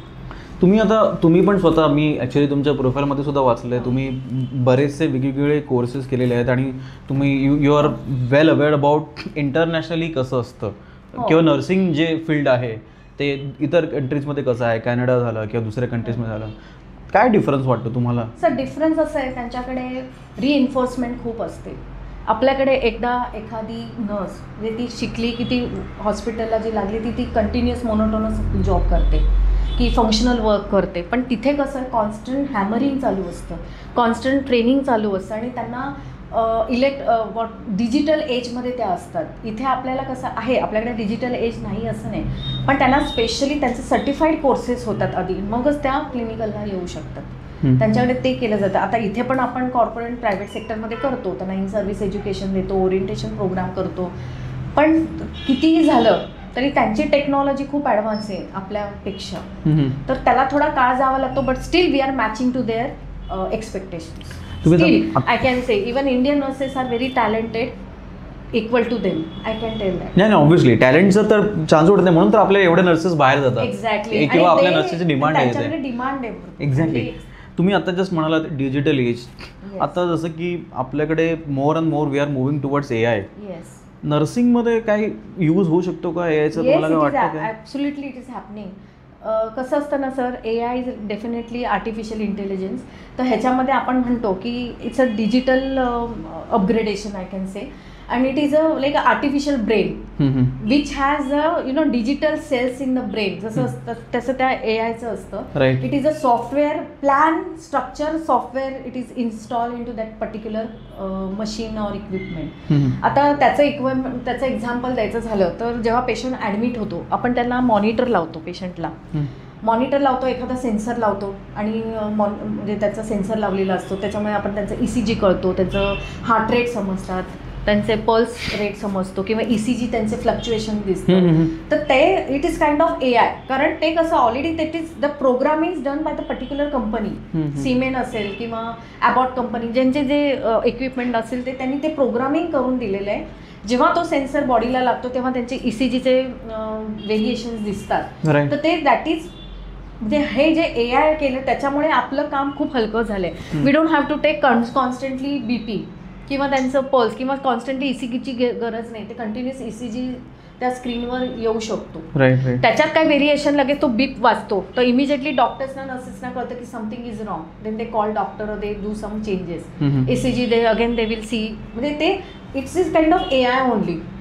दुसरं सांगायचं म्हणजे आता आपल्याकडे जेव्हा diagnostic taste होतात, जेव्हा तुमचे ब्लड टेस्ट होतात कोणत्याही मोठ्या हॉस्पिटल्समध्ये, म्हणजे आमचं रिद्धिविनायक म्हणा, आणखीन कोणी इथे असेल जवळपास, तर जेव्हा तुमचं ब्लड टेस्ट होते, तुमचा जो रिपोर्ट असतो ऑलरेडी तुमच्या सिस्टीममध्ये अपलोड असतो. जेव्हा तुम्ही एखाद्या डॉक्टर्सकडे जाता, तुमचा 5 वर्षाचा किंवा 2 वर्षाचा तुमचा रिपोर्ट, समजा तुम्ही आता HbA1c केलं, ब्लड शुगरची टेस्ट केली, तेव्हा 2 वर्षापूर्वी कुठे त्यांच्या सिस्टीमला दिसते ती, बिकॉज त्यांनी ते सॉफ्टवेअर तसं सेट केलेलं आहे की तुम्हाला विचार करायची गरज नाही की तुमच्याकडे पेपर नसेल तर they will not wait for your report. पटकन ते सिस्टीममध्ये जातात, तुमचा रिपोर्ट बघतात काय होतं, and then immediately they take action. म्हणजे तुमचं ट्रीटमेंटला वेळ लागत नाही, no within a fraction of second they can take the action. त्यांचे तुमचे सगळे रिपोर्ट त्याच्यात असतात. दुसरं उदाहरण म्हणजे तुमचे काही एक्सरे काढलेले असतील, MRI, CT स्कॅन रिपोर्ट, ते पण त्याच्यात तुमचे ऑलरेडी डिजिटली म्हणजे त्या सॉफ्टवेअरमध्ये प्रोग्रामिंग केलेले असतात. तर आता ते डॉक्टर गेल्यानं, समजा तुम्ही एखाद्या डॉक्टरकडे गेला, ते डायरेक्टली तुमचा तो डेटा पूर्ण फ्लॅश होतो, बघतात आणि त्यांचे कन्सल्टेशन करतात. असं आता चालूच आहे, त्या आहेच आहे. म्हणजे इव्हन आता आपण आणखीन एक दुसरं एक्झाम्पल द्यायचं म्हणजे AED मशीन. जेव्हा एखादा पेशंट इमर्जन्सी फॉल होतो, आपण AED मशीन लावतो त्यांना, म्हणजे त्यांना म्हणजे त्यांना आपण म्हणजे आपण म्हणतो ना कार्डियक अरेस्ट झालं तेव्हा आपण लावतो त्यांना सर्व्हाइव्ह करायला. तर तेव्हा जे त्यांचं प्रॉन करतं ते machine, attach the AED, press the button, हे जे अनाउन्समेंट असतं हे प्रोग्रामिंग, हे it's a kind of AI only. Right. It's a digitally त्यांनी ते त्याचं स्ट्रक्चर तसं केलं की ते कमेंट करताना त्याप्रमाणे आपण प्रेस करतो, शॉक देतो म्हणा किंवा AED मशीनचा शॉक देतो. हे सगळं, किंवा CPR आहे, CPRला पण तसंच आहे. त्याचे सिम्युलेटर हल्ली आलेले CPRचे, हल्ली पूर्वीपासूनच आहेत, 5-10 वर्षापूर्वीपासून. तर ते सिम्युलेटर जे असतात त्याच्यावरती पण त्यांचं प्रोनाऊन्सिंग म्हणजे प्रॉम्प्टिंग असतं. त्याचं BP वाढलाय, ड्रग द्या, पेशंट कार्डियक अरेस्टमध्ये झालं, हा ड्रग, म्हणजे they prompt and then doctors act on it. ते एक सिम्युलेटर डॉक्टर्सना शिकवायला, नर्सेसना शिकवायला ते एक सिम्युलेटर येतं CPRचं. त्याचप्रमाणे असे काही खूप असे उदाहरण आहेत की मी जे तुम्हाला देऊ शकते. इव्हन ओटीमध्ये आता सर्जरी करताना म्हणजे लॅम्प असतो, त्याच्याबरोबर एक दुसरा पण एक लॅम्प असतो, एक सेन्सर असतो, तो ऑलरेडी प्रोग्राम केलेला असतो. जेव्हा पेशंट बेडवर असतो आणि सर्जरी करताना एखादा स्मॉल गॉस पीस किंवा टिश्यू आत राहिला आणि त्याला पेशंटचं क्लोजर केलं, म्हणजे टाके घातले, म्हणजे ऑपरेशन झालं, तर ते टिश्यू आतमध्ये आहे हे आपण सगळ्यांनी काळजी घेतली, डॉक्टरने घेतली, नर्सेसने. आपण बाय चान्स राहिला तो ते अलार्म करतं. ते सेन्सर त्या म्हणजे ते जो अलार्मिंग सिग्नल वाचतो की त्याच्यात काही तुम्हाला डॉक्टर ओपन करून ते टिश्यू काढतात, किंवा that is a foreign body which may cause sepsis or infection to the patient. हे डिजिटल एजमुळेच हे झालेलं आहे, म्हणजे AIचं आहे. It is a sort of AI only. Instrument, कधी कधी इन्स्ट्रुमेंटमुळे पण, म्हणजे इन्स्ट्रुमेंट काही असू दे की जे बॉडीमध्ये जी फॉरेन बॉडी आहे ती इमिजिएटली ते सेन्सर वाचतं. Specially it is use in the OT. असं म्हणजे हे AI सगळ्या म्हणजे हॉस्पिटलमध्ये आमच्या म्हणजे प्रायव्हेट हॉस्पिटल जेवढे आहेत त्यांच्याकडे सगळ्यांकडे आहेत आणि सगळे ते सिस्टीम वापरत आहेत. सो आपण लोक म्हणतील की AIमुळे नर्सेस विल गो आउट, म्हणजे नर्सेसला थ्रेट आहे की AIला तर नर्सेस काय उपयोग आहे. रोबोटिक सर्जरी होतात, त्या पण खूप छान, म्हणजे आपण म्हणतो ना ब्लडलेस सर्जरी होतात. रोबोटिक सर्जरी म्हणजे टाईमलेस होतो, म्हणजे त्याचा टाईम पिरियड कमी असतो आणि कॉम्प्लिकेशन्स कमी होतात. त्याच्यात खूप रोबोटिक गायनॅक सर्जरी होतात, काही म्हणजे इव्हन गायनॅकच्या होतात, ऑर्थोपेडिक होतात, खूप रोबोटिक सर्जरीज होतात. म्हणजे ते पण AIचंच एक वन ऑफ द एक्झाम्पल आहे की जे सुरू आहेत आता सध्या. तर रोबोटिकमध्ये कसं हॉस्पिटल स्टे पण कमी होतो, रोबोटिक सर्जरी, ब्लिडिंग कमी होतं, पेशंटचे कॉम्प्लिकेशन आपण म्हणजे 50% रिड्यूस करतो त्याच्यामुळे. म्हणजे पेशंटला इतकं कम्फर्टेबल होतं की हे सगळं AIमुळेच आहे ना, म्हणजे डिजिटल एजमुळेच हे झालेलं. पण लोकांचं, नर्सेसचं असं, म्हणजे काही लोकांचं असं म्हणणं आहे की AI आलं तर it will be replace by nurses are replace by this AI जे काय. पण असं नाही आहे. It is not the replacement, it is the assistant for the nurses. का? कारण ते history taking, AI will take the history. Patient आल्याला तुम्ही ते मशीन अटॅच करा, हिस्ट्री पूर्ण त्याच्यात पेशंटची हिस्ट्री येते, डायग्नोस्टिक इव्हॅल्युएशन येतं, इंटरप्रिटेशन सगळं त्याच्यात असतं. फक्त त्यांनी ते बघायचं आणि म्हणजे त्यांनी त्यांची प्रोसिजर सुरू करायची. पूर्ण त्यांच्यात तो डेटा असतो. म्हणजे it is like a assistant, not the replacement. Right. So त्याच्यामुळे टाइम वाचतो. त्यामुळे नर्स जी असते किंवा जी त्या नर्स मॅनेजर असेल त्या फ्लोअरची किंवा त्या पेशंट जवळची, शी कॅन गिव्ह म्हणजे proper quality care to the patient. It's a humanity touch. म्हणजे आपण म्हणतो humanity touch is more than anything else. म्हणजे ती ज्या ह्यानी त्या पेशंटची काळजी घेईल त्या ह्यानी तिला ते असिस्ट आहे फक्त. म्हणजे ती जी हिस्ट्री घेणार, मग ती विचार करणार, मग आता हे करायचं. मग तसं नाही, ऑलरेडी हिस्ट्री AIने घेतलेली आहे. तिनं फक्त बघायचं काय ट्रीटमेंट आहे हे बघायचं, इन्व्हेस्टिगेशन बघायचं आणि तिनं प्रोसिजर ट्रीटमेंट काय दिली ते बघायचं आणि सुरू करायचं. बरोबर आहे. आणि मॅडम आता ओव्हरऑल 33 इयर्स तुमचं करिअर आहे, आता पुढचा काय प्लॅन आहे? In future I really don't know what I am going to be, but माझं असं काहीतरी की एक रिसर्च सेंटर सुरू करावं. Research center? Sir is helping me, so definitely we can start some research center for doctors and nurses. Okay. Where nurses will have a chance to do clinical research or some small research on the patient or small research on some process, methodology, some techniques where we can improve the quality care. And doctors साठी of course I think सरांच्या काही डोक्यात आहे ECMO is ECMO specialist, Reynold cardiologist sir, त्यांचे दरवेळेला ECMO होतात. तर त्या ह्याच्यात त्यांचं म्हणजे रिसर्च, म्हणजे एक रिसर्च सेंटर जर का एस्टॅब्लिश झालं sir, I would like to contribute for that sector. आपल्याकडे कोणते असे रिसर्च सेंटर तर ऑलरेडी आहेत राईट? हो, मुंबईमध्ये वगैरे किंवा रिसर्च सेंटर हे खूप वेगवेगळ्या प्रकारचे असतात. म्हणजे जीन्सवरती रिसर्च करणारे वेगळे, क्लिनिकल रिसर्च वेगळे, बरोबर आहे, ड्रग्सवरती वेगळे, तर असे वेगवेगळे असतात ते. आणि काय म्हणजे how you still after all this 33 years अजून स्वतःला कसं मोटिवेट ठेवताय तुम्ही? It's my passion I guess. Because research is finding new something. Yeah, exactly. So it's my passion, sir. And I want to prove की I am something like. Madam झालं तुम्ही खरंच you are I mean seriously see the more I think about your profile और your career, जेवढं तुमच्याबद्दल विचार करतो तसं मी तुम्हाला सुरुवातीला आपण जेव्हा डिस्कशन करतो तेव्हासुद्धा मी म्हणालो की मला माहिती होतं की तुम्हाला तुमचा एक्सपिरियन्स खूप जास्त आहे, but the kind of work that you have done, the kind of studies और research that you have done, that is really remarkable. त्यामुळे तुम्हाला actually you don't need to prove yourself. You are a true pioneer, true legend in the field that you already are. So ma'am मला अजून एक तुम्हाला विचारायचं आहे की empathy, सहानुभूती किती गरजेची आहे नर्सिंगच्या फील्डमध्ये, आणि तुमचा एक्सपिरियन्स त्याबद्दल किंवा तुमचं मत त्याबद्दल काय आहे ते शेअर करा ना please. Sir, empathy is equal to know about your patient. when I'm talking about a patient point of view, empathy means fostering trust. त्यांच्यामध्ये एक ट्रस्ट केला पाहिजे, म्हणजे तुमच्यात आणि त्यांच्यामधलं जे कम्युनिकेशन आहे किंवा जे तुमचं कम्युनिकेशन स्किल म्हणा किंवा तुमचं अंडरस्टँडिंग अबाउट द पेशंट हे क्लिअर असायला हवं. म्हणजे जसं तुम्ही ट्रस्ट त्यांच्यात क्रिएट करायचा की for that what you will do. Basically तुम्ही गुड लिसनर असायला हवं. जेव्हा पेशंट एखादी हिस्ट्री सांगतो की पेशंट त्याच्याबद्दल कंप्लेंट्स होतो की मला हे होतं तर तुम्ही गुड लिसनर असायला. असं नाही की तू पेशंट सांगतो तुम्ही आपले लिहितायत, नाही का होतच असतं असं काही बोला तुम्ही बोला असं नाहीये. So you have to be very good listener, understanding their point of view, and then you will give them solution. Like you are going in to their shoe, understanding their condition and thinking that you are in that position and then what you will feel and then you are giving them response. So that is empathy. Means you are clearing their doubt, I mean understanding, clearing and giving the immediate response. That is your empathy in care of, I mean giving care to the patient. Okay. आणि अजून एक म्हणजे madam तुम्ही कसं आहे आता you started with the nursing, then you moved on to the teaching profession, now you are in the leadership role. तर specially in leadership तुम्ही आधीसुद्धा कोकिलाबेनमध्ये होतात आणि आता तुम्ही इथे रिद्धी हॉस्पिटलमध्ये आहात किंवा रिद्धी ईस्ट कॉलेजमध्ये आहात. तर तुमच्या लिडरशिपची फिलॉसॉफी काय आहे? What is the thought process? So leadership basically खूप काही स्कूल ऑफ थॉट्स आहेत लिडरशिपबद्दल, खूप साऱ्या थिअरीज आहेत.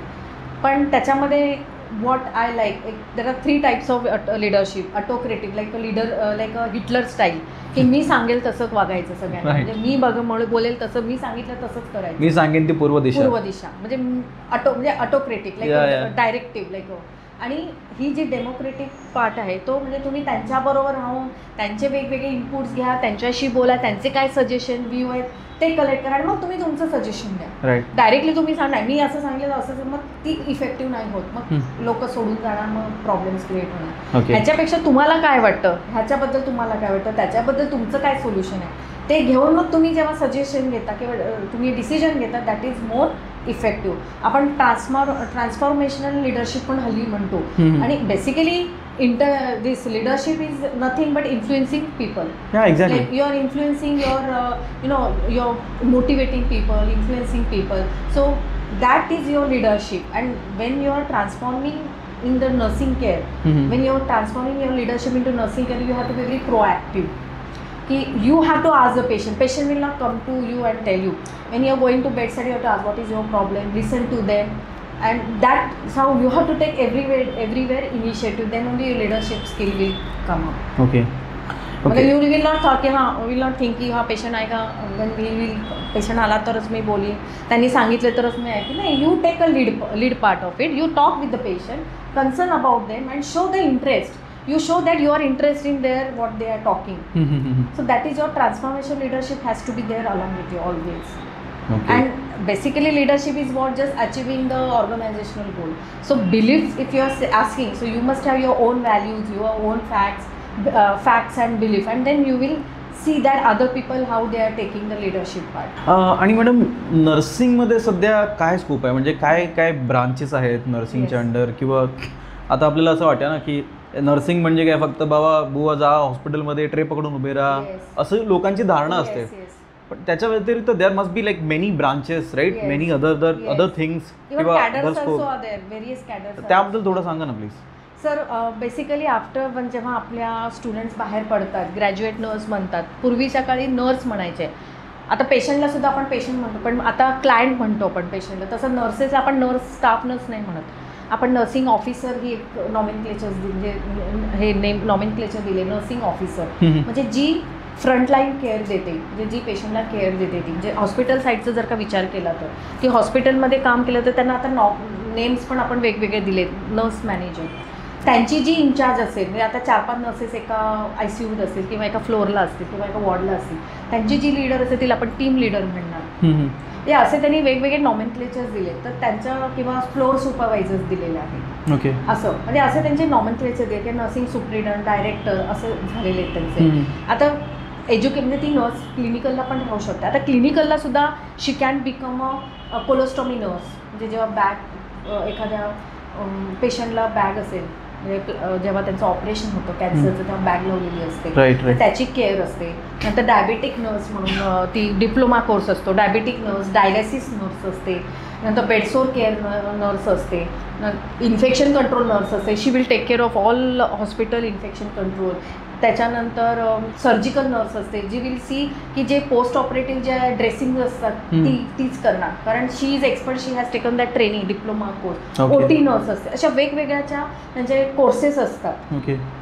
तर ती ते कोर्सेस घेऊन ती त्याची स्पेशालिस्ट होते. आता आपण हेल्थ एज्युकेटर म्हणून पण एक पोस्ट आहे की ती जे फीडबॅक जेव्हा पेशंटला डिस्चार्ज मिळतो तेव्हा त्यांना सांगणारं, त्याचे मेडिसिन्स सांगणारं, त्यांना फॉलोअपसाठी सांगणारं, त्यांचे फीडबॅक काय, हे सगळ्यासाठी पण एक नर्स असते. इवन इन्शुरन्ससाठी पण एक नर्स असते की त्यांच्या इन्शुरन्ससाठी कसं त्यांना ती हेल्प करणार आहे. अशा वेगवेगळ्या पद्धतीने ती प्रत्येक डायरेक्शनला जाऊ शकते. किंवा बर्न नर्सिंग आहे, ICU नर्स आहे, OT नर्स आहे. तर प्रत्येक ब्रँचेसमध्ये, प्रत्येक कॅटेगरीमध्ये त्यांना आपण निओनेटल, जसं निओनेटलॉजिस्ट असतो तसं निओनेटल नर्सिंग केअरची एक निओनेटल नर्स पण असते. आता एक नवीन कन्सेप्ट आलं आहे, nursing in anaesthesia, nursing in anaesthesia. तो ॲनेस्थेशिया पण आता तो एक ट्रेनिंग सुरू झालेलं आहे ॲनेस्थेशियाचं. नंतर मिडवायफ्री लेड प्रोग्राम येतो, म्हणजे त्याच्यात मिडवायफ्री म्हणजे ती एक प्रॅक्टिशनर बनते. नर्स प्रॅक्टिशनरचं पण एक नवीन आता सुरू झालेला आहे कोर्स. ते ज्यांनी ऑब्स्टेटिक गायनेक केलं, she can be the practitioner, she can have her own clinic also. म्हणजे ते त्यांनी आता एक नवीन गव्हर्नमेंटने सुरू केलेलं आहे. पण एखाद्याला समजा म्हणजे आता मी एज्युकेटेड असून सुद्धा मला माहिती नव्हतं की नर्सिंगच्या अंडर सुद्धा इतके वेगवेगळे कॅटेगरीज किंवा टाईप्स असतात. क्लिनिकल साईडचं मी सांगते, हॉस्पिटल साईडचं. त्याच्या व्यतिरिक्त पण अजून आहेत. कॉलेज साईडला ती टीचर म्हणून जॉब करू शकते. तर ती जेव्हा जॉईन करते तेव्हा क्लिनिकल इन्स्ट्रक्टर असते, मग लेक्चरर, मग असोसिएट प्रोफेसर, मग प्रोफेसर, मग व्हाईस प्रिन्सिपल, मग प्रिन्सिपल. म्हणजे त्यांची पण हायरार्की अशी असते, ती तिथेही जॉब करू शकते. किंवा एक नर्स एज्युकेटर म्हणून सुद्धा हॉस्पिटलला ती करू शकते की सगळ्यांना ट्रेनिंग द्यायचं. Apart from this industrial nursing आहे, मेडिकल जे कंपनीज आहेत त्याच्यात पण नर्सेस असतात. त्याच्यानंतर industrial, as I told you, even काही इन्स्टिट्यूशन्स आहेत, लाईक L&T कंपनीज आहेत, L&T त्यांच्याकडे पण नर्सेस असतात. तसंच ती फ्लाईटवरती पण नर्स बनू शकते, शिपवरती नर्स बनू शकते, तिचं टॅलेंट ती प्रूव्ह करू शकते. असं. पण आता मी तुम्हाला सांगतो इव्हन ॲम्ब्युलन्स नर्स पण आपण आता म्हणजे आहेच.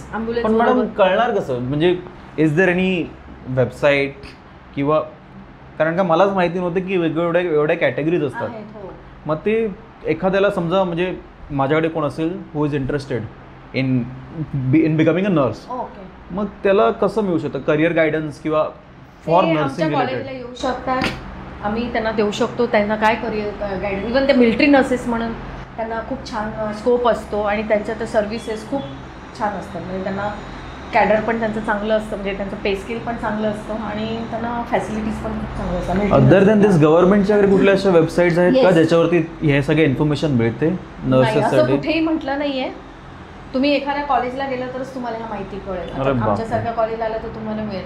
आणखीन एक मी अजून एक सांगू इच्छिते की जसं मेडिकल कंपनीज मी म्हटलं किंवा ज्या वेगवेगळ्या कंपनीज आहेत L&T सारख्या, त्यांच्याकडे पण नर्सेस, इव्हन महिंद्राचं पण क्लिनिक आहे, तिथे नर्सेस ते हो सगळ्या. आता इव्हन आमच्या ऑफिसमध्ये सुद्धा आहेत, तर तिकडे नर्स आणि डॉक्टर अवेलेबल असतात 24/7. त्यामुळे नर्सेस तर अवेलेबल असतात तिथे सुद्धा. तसंच रेल्वे गव्हर्नमेंटचे रेल्वे जे हॉस्पिटल्स आहेत त्यांच्यामध्ये पण नर्सेसचे गव्हर्नमेंट नर्सेसचे त्यांचे रिक्रुटमेंट छान निघतात, त्यांचे स्पेस स्किल पण खूप चांगलं असतं. इवन VVMC जे आपलं वसई विरार म्युन्सिपल कॉर्पोरेशन त्यांचे पण ॲडव्हर्टाइजमेंट निघतात आणि त्यांचे पण पे स्केल बिगिनिंग खूप चांगले आहेत. अच्छा, ओके. पण त्याच्यासाठी त्यांनी at least GNM minimum standard is what minimum degrees JNM आणि नंतर मग ते BSc MSc मग they see that. Okay. Career options tremendous आहे. इवन फ्लाईटवरती nurses are working lot, like right. त्यांचं खूपच कॉन्ट्रीब्युशन आहे. शिपवरती असतात, त्यांचे पे स्केल पण खूप चांगले. त्यांना आता म्हणजे बऱ्यापैकी स्टेटस पहिल्यापेक्षा म्हणजे त्यांनी खूपच त्याच्यामध्ये आपण म्हणतो ना प्रगती केली. नाही, but that's really, it was really great experience talking to you, ma'am, and thank you so much for your time. तुम्ही वेळात वेळ काढून एवढा आलात, तुमचा वेळ, तुमचं विजडम आमच्यासोबत शेअर केलं, त्यासाठी खरंच तुमचे खूप खूप आभार. Thank you so much. I be very happy की तुम्ही असंच असोसिएशन आमच्याबरोबर ठेवा आणि आमच्याकडनं पण भरपूर इनपुट्स मिळून जातील. आणि after 2 years I want my Riddhi Vinayak college of nursing will be like in a leading what you can say leading institution I can say in this area or in Bombay, even I can say in Bombay. So माझं main motive असं आहे की माझं college कुठेतरी top most राहायला पाहिजे. Even माझं hospital आणि college always goes together and it is a team work, right. So मला म्हणजे असं माझी खूप इच्छा आहे की आमचं हॉस्पिटल आणि कॉलेज खूपच म्हणजे टॉप लेवलला गेले पाहिजे. That is my just main initiative. Since you are leading that definitely, आणि तुमचा जसं तुम्ही मग म्हणताय तुम्हाला सपोर्ट सुद्धा खूप चांगला आहे, खूप चांगला सपोर्ट. त्यामुळे नक्कीच ते होईल. जेव्हा आमचं काही डिमांड जे काही रिक्वायरमेंट असतील इमिजिएटली आमच्या क्लिअर होतात. आणि मॅडम इज ऑल्सो मतलब शी इज ऑलवेज हॅपी, मतलब Wien ever I go her smile, with her smile only my whatever tension burden it goes away. So she always makes me relax when I go to her office. Always she's approachable and we are very comfortable with sir also, but more towards the madam also we are very comfortable to share something certain thing, and she always guiding us in our journey. Thank you so much, ma'am. Thank you so much for your time. Thank you, sir. Thank you.